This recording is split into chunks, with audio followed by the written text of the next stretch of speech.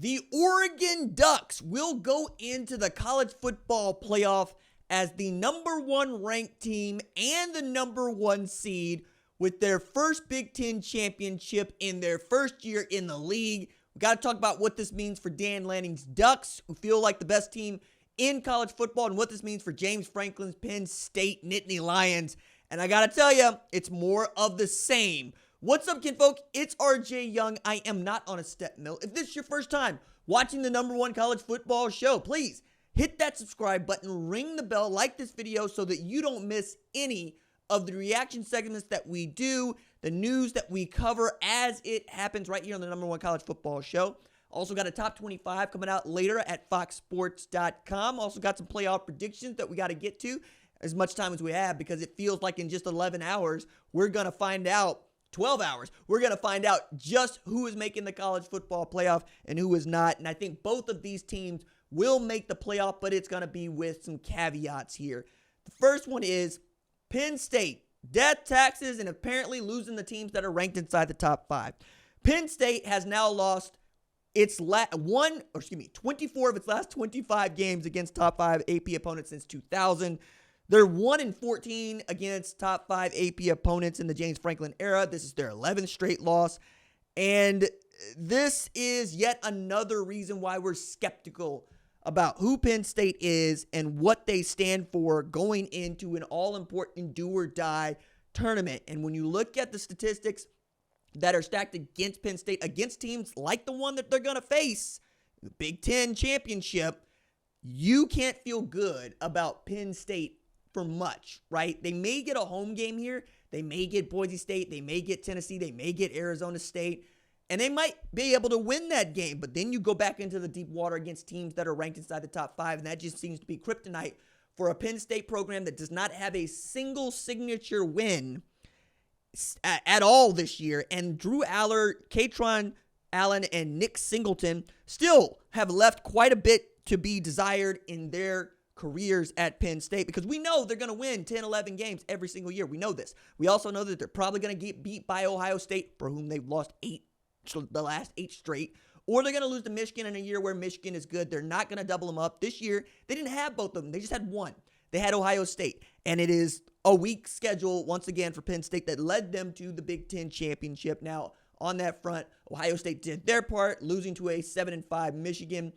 That's 4 straight. Goodness me, man. We're talking about 2021, 2022, 2023, 2024 for Ohio State. But this Penn State team, they couldn't get even in the end zone against Ohio State offensively, and yet they were able to put up damn near 40 against this Oregon football team that we all believe is the best in the sport. And Oregon needed a 1-point win at Autzen to beat Ohio State. So we're not sure that Oregon is anything like perfect or anything like a juggernaut, but they do find ways to win. And one of the reasons they find ways to win is they got that dude at quarterback in Dylan Gabriel, 22 of 32 for damn near 300 yards in this game, 4 passing TDs, and Tez Johnson went ape, 11 catches for 181 with just 2 minutes left in the game.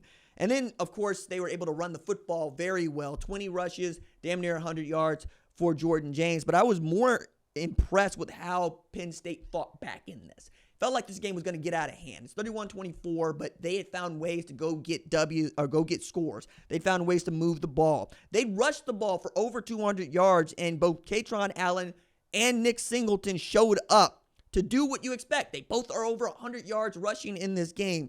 Tyler Warren has another great game, 7 catches for 84 yards. We're seeing Harrison Wallace make that big catch on 4th and 10 to get them in the end zone and keep this game to 1 score, where all you got to do is use your timeouts to get a stop from Oregon, and you get the ball back and you get an opportunity to try to go win this thing or go tie this thing up with 8 points, right? It's 45-37 at this point.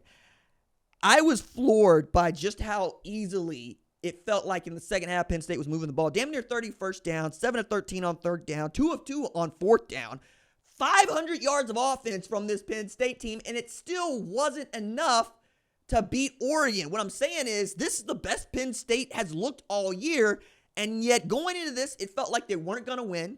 It felt like they were going to walk out of this thing with a second loss, and get one of those at-large bids while they watch the Big Ten champion be that team. Now Big Ten is going to get 4 teams in the college football playoff because of how this game went. Penn State showed enough. Ohio State, Indiana rounding up that quartet, as it were. And you were able to basically keep this Oregon offense in check for the most part. It's just when it came to getting stops, man, just look at the drive chart. It's just difficult. I can't really figure out what it's going to take for Drew Aller to ascend into this tough upper tier of quarterback that we think is capable of winning a national championship, let alone the Big Ten championship. It went his way. He threw the ball damn near 40 times. He didn't throw but 1 interception. He had 3 passing TDs going into this thing. And now we're having discussions not about how good Penn State is or what kind of a role they're in. They're on the opposite end of this. They're going to go into the playoff, probably pull an Arizona State if they don't get one of those 4 highest-ranked conference champion bids that lead you to a first-round bye. Or they could get Tennessee. Or they could get Alabama. Or, praise him, we could probably end up with an ACC team playing against them. Either way, I think we would pick Penn State to get out of the first round of the playoff, but we wouldn't pick Penn State to win the national championship. And that's the point here. When you are as bad as their record says they are against top 5 programs in the 21st century, there's no reason to trust you. It's one of these things where me, as a pundit, as an expert, as a purveyor of the sport, I'm going to make the smart decision when we're picking teams that we think can win. Now, it's up to you to make me look bad, right? Which is part and parcel why we play the games, why I love this. My opinion changes based on the game that we played and what the performances were like when we saw that game played. I'm also going to point out here that James Franklin is out of excuses. Like, after losing to Ohio State, he had to check himself. He even said, I had some things prepared to say that I don't think it's the right time to say them. When is going to be the right time to say them? Because this is yet another big game for the Nittany Lions where they just don't feel like a team that is any better than the 3rd best team in the Big Ten. And that feels like it's just tattooed on their foreheads.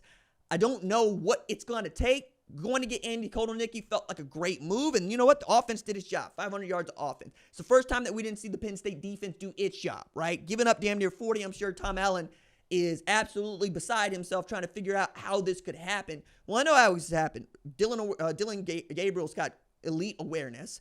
He's got elite tailbacks. He's got elite wideouts.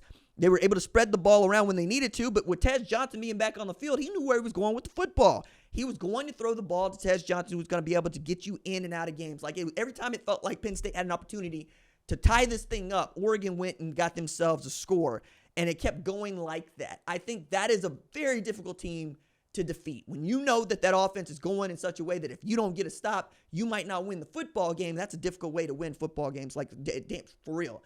But the pickoff by Oregon to seal this thing at the end, that's what I expected from Taj Lapoi's defense. That's what we had seen from guys like Dante Manning. That's what we had seen all the way through from an Oregon defense that I think is, left behind when we're talking about teams because they've got great players like Kenyon Sadiq, who hadn't had a TD catch all year before he had 2 in this game. I mentioned Tez Johnson for the 5th time. Terrence Ferguson, if Tyler Warren's the best tight end in the entire Big Ten, Terrence Ferguson is the 2nd best tight end in the entire Big Ten. And not for nothing, but they got a kicker. Sappington went 5 of 5 when he was trying to make his extra points and 1 of 1 from field goal range. That also helps put this game out of reach. I think about the Texas-Georgia game earlier. If Bert Arbin makes both of those kicks that he missed, they won this game 19-16 in regulation, and the Texas would have been the SEC champ. Think about what happens if Sappington doesn't make a field goal. What if it is just 42 to 37? That's a 1-score game where Penn State can take 1 score and go win this football game, win their first Big Ten championship since 2016. Now, that's all she wrote, man. And as far as being able to play for titles in the Big Ten, now you got to try to play for a title in the college football playoff. And more than that, you got to lean on the suits in a resort in Texas to tell you that you're good or you're not good. All while Boise State is rolling, right? They were able to do the same thing to Oregon that you have done to Oregon. They did it at Autzen, though. You did it at Lucas Oil. We're going to give that a little bit more credence. We also know that Oregon is willing to give up running the ball. Like that part I think needs to be investigated as we get to the matchups. Oregon giving up a ton of yards on the ground. damn near 300 rushing yards against Penn State's got to drive Tosh Lupoi and Dan Lanning up a wall. Because if there's an Ashton Jeanty, if there's a Cam Scattaboo, you know what they're going to do. The same thing is true of anybody else you're going to face. You're going to look at what Ohio State was able to do. You're going to look at what 192 from Ashton Jeanty did against Oregon. 2 100-yard rushers against this Oregon football team. And you're going to say, no, we think we can get them doing this. So you need to shore that up. You need to shore that up very quickly. And we'll see if you can take this momentum that makes you 13-0, the only undefeated team left in the sport, and win the program's first national championship. A lot of Duck fans out there believe this is the year. By January 20th, we're going to know for sure.